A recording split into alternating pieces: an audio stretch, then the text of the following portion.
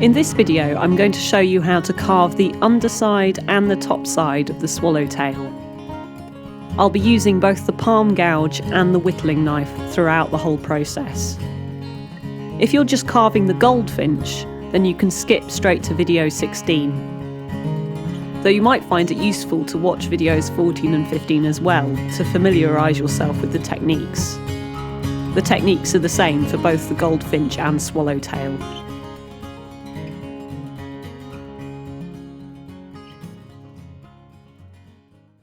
We're going to start by scooping into the underside of the tail. But we're going to leave this central area raised. To do this, we need to cut in around it using the whittling knife.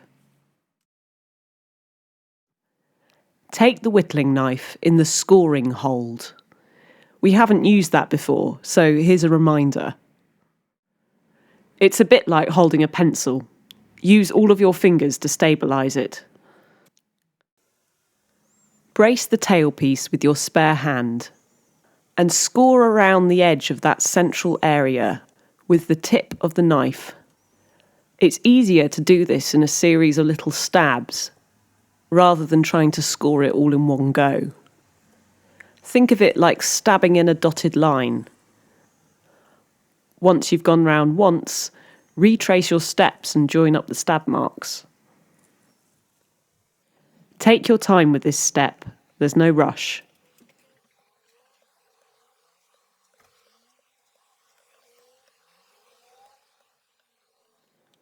This is what you're aiming for. Note also that I've kept to the outside edge of the black line. Do this on both sides. And, to finish, score in a stop cut in the centre.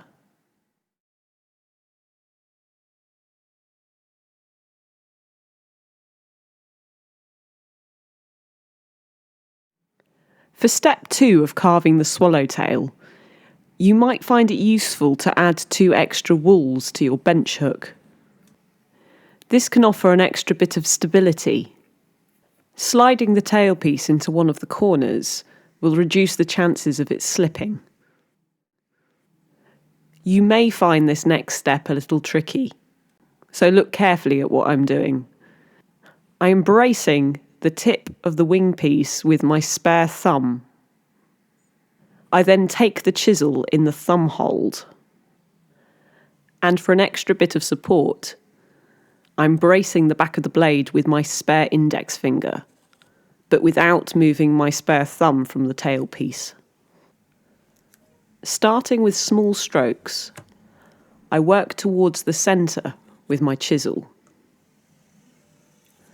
The score line acts as a stop cut, so you'll find that the wood flakes away where it meets the line. Keep slicing in towards the centre of the piece. It's really important not to take off too much wood at once, so build this up gradually.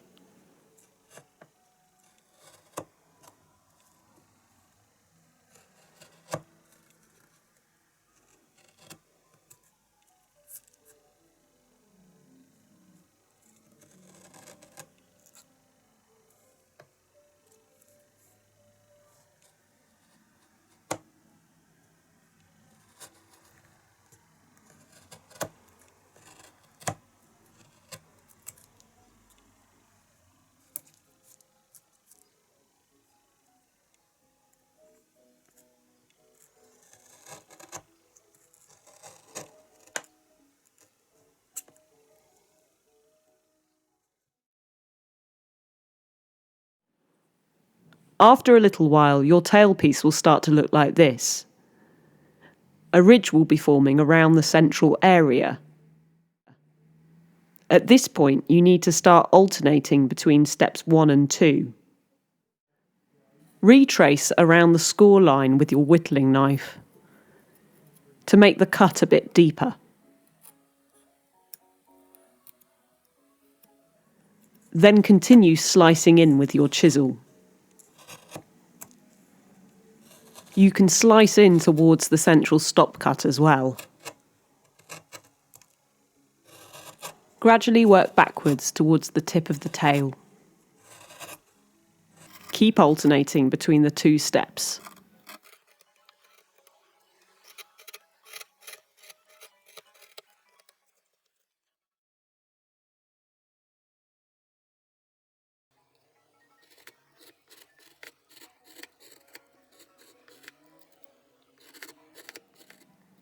After you've repeated steps 1 and 2 a couple of times, you'll want to switch to the chisel full time.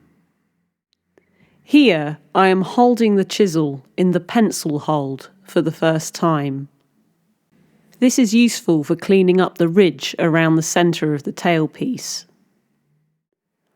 Hold the blade halfway down the shaft and use all of your fingers to stabilise it.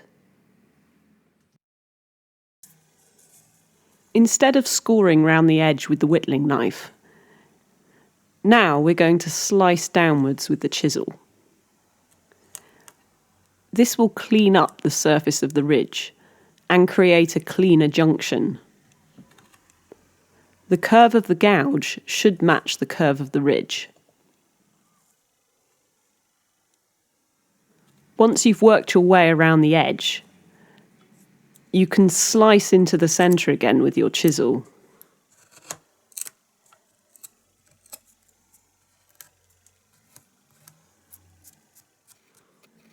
You're now going to alternate between steps 2 and 3, using your chisel for both steps.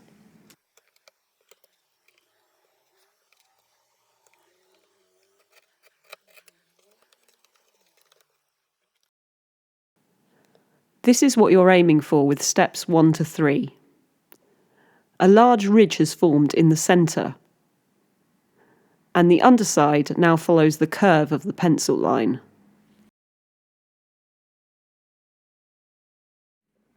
You now need to repeat steps 1 to 3 on the other side, so that the tail is symmetrical. Once this is done, you can do a bit of carving with the grain to clean up the surface. Brace the tail against the back of the bench hook with your spare thumb and use the thumb hold.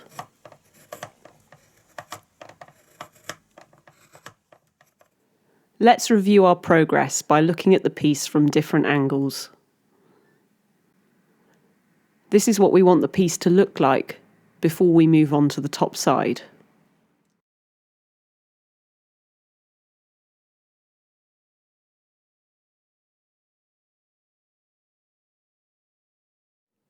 Now we're going to rough out the top side of the swallowtail.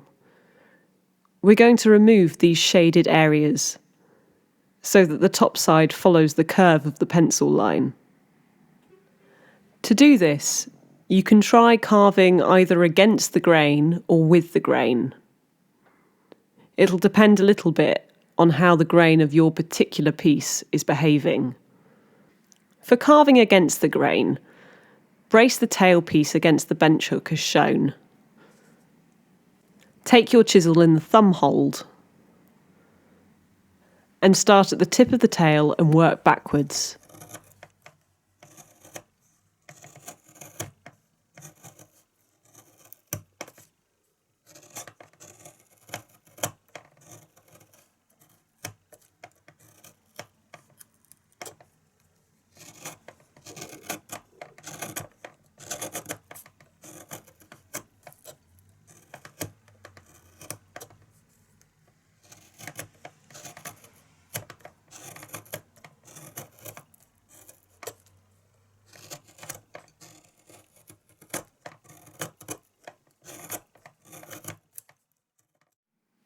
Rotate the piece around and carve each of the 3 corners in this way.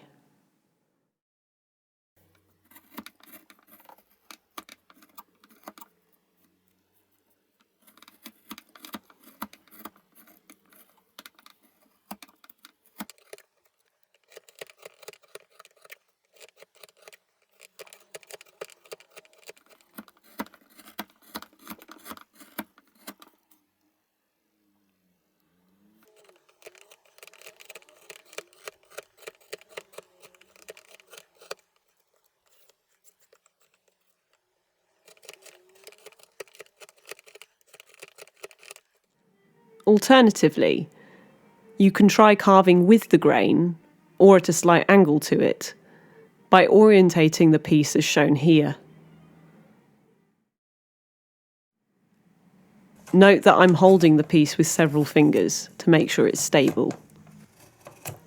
Have a play and see what works for you.